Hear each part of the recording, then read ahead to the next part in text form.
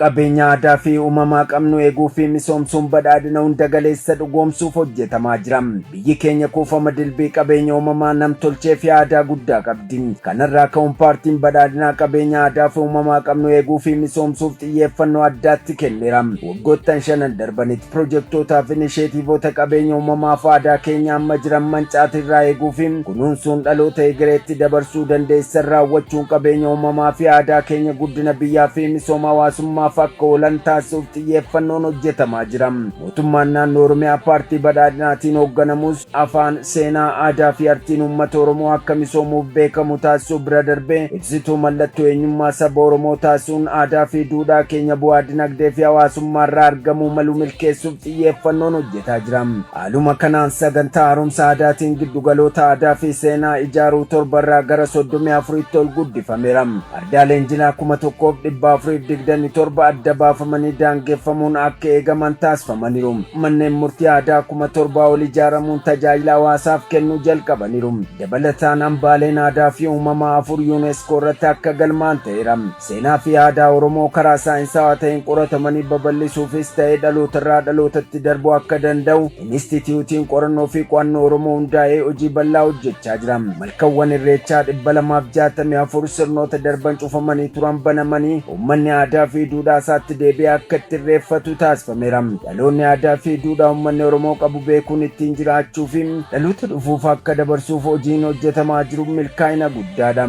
Bu'uura diimokiraasii kan ta'e sirni gadaa akka barumsa tokkootti manneen barnootaa keessatti akka kennamu taasifameera. Barumsi safuu sirna barnootaa keessatti hammatamuun dhaloonni safuuf safeeffannaa uummanni Oromoo qabuun qaramee dhaloota jaalala biyyaa qabuu fi ijaarsa biyyaa keessatti gahee adda durummaa taphatu akka oomishamu ta'eera. Hojii gama kanaan hojjetameenis paartiin keenya paartiin badhaadhinaa bu'uurri jijjiirama keenyaa gara duudhaa ganamaatti deebi'uudha amantaa jedhurraa ka'uun kan hojjetamedha. Kunis biyya keenya sadarkaa Afrikaatti biyya fakkeenyummaa qabdu gochuu fi mala eegalame dhugoomsuu keessatti hidhannoo guddaa ta'eera. Mootummaan naannoo Oromiyaa badhaadhinaan hoogganamu waggoota muraasa asitti inisheetiiviiwwan duudhaa ganamaatti deebi'uu jedhuun aadaa fi duudhaa uummata Oromoo cimsuun fayyadamummaa uummataa mirkaneessuuf hojjetaa tureera. Sonawwan aadaa ganamaarraa maddan faayidaa dinagdeef oolchuun jiruu fi jireenya uummatichaa fooyyessuu sirna cimaa ijaaruu fi tokkummaa uummataa cimsuuf hojiirra oolfamaa jiru. Bu'uuruma kanaan tajaajila lammummaa misooma waloof mana murtii aadaa haqa waloof laachana sirnaa nageenya waloo fi buusaa gonofaa rakkoo hawaasummaa waloof hundeessuun hojiiwwan hojjetamaa jiran nageenya hawaasaa mirkaneessuu haqa waloof dhaabbachuu gaaddisa gaafa rakkoo ta'uu fi hariiroo hawaasummaa cimsuuf hojii hojjetameen duudhaan ganamaa uummata Oromoo ijaarsa Oromoof akka oolu ta'ee jira. Paartiin keenya paartiin badhaadhinaa qabeenya aadaa fi uumamaa qabnu eeguu fi misoomsuun dinagdee biyyaa akka utubu gochuudhaan imala biyyi keenya gara biyya fakkeenyummaatti ce'uuf taasistu dhugoomsuuf ni hojjetam.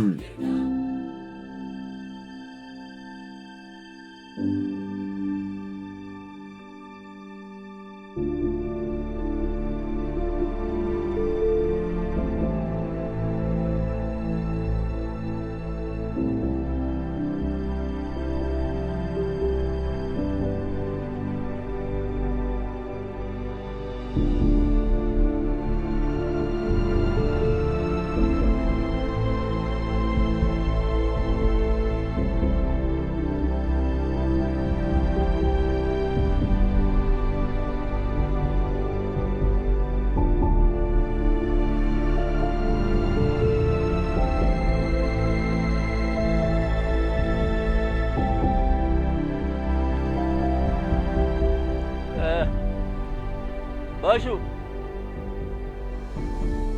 Bashatu mee kottuti kanas kaasiti kophii kiyya tokkos naa fidi. Tole. Kottu kaasi.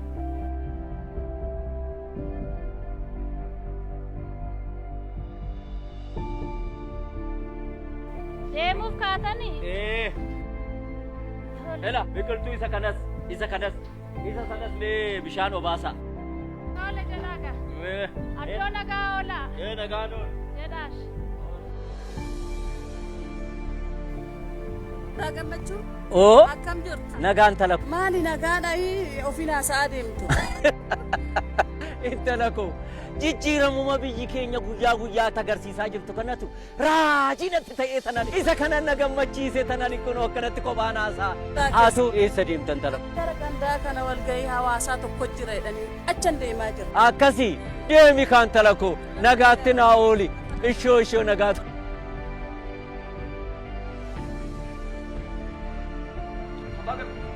Abbaga asgara gotta Afachi jala ne maalinni gotta lalaka afachi anda ta'u wanu beeka nee afachi nan laala ilala dilbiidha kan mana be ilala firi qablee gottaas gotta beeka ilala afachi me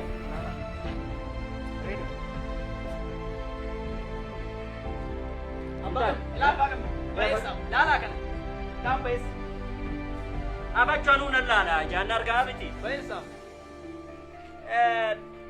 Baari kun biyyeen itti baay'ata akkanat. Abbaa gamme mee koottaa midhaan bareedna jira kuni kan mana bahe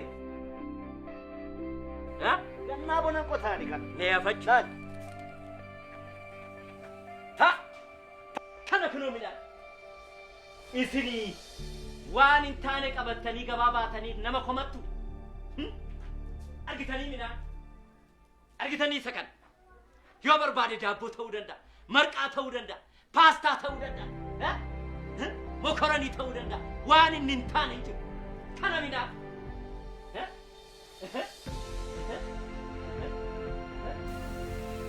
Nadoo qamadii filachuun ida'amuu filachuu. Nadoo qamadii filachuun waloomuu filachuu. Nadoo qamadii haa filan. Nadoo qamadii filachuun misooma filachuun. Nadoo qamadii haa filan. Nadoo qamadii filachuun birmadummaa nyaataa filachuun. Nadoo qamadii haa filan. nadoo qamadii filachuun badhaadhina filachuun nadoo qamadii haa filan.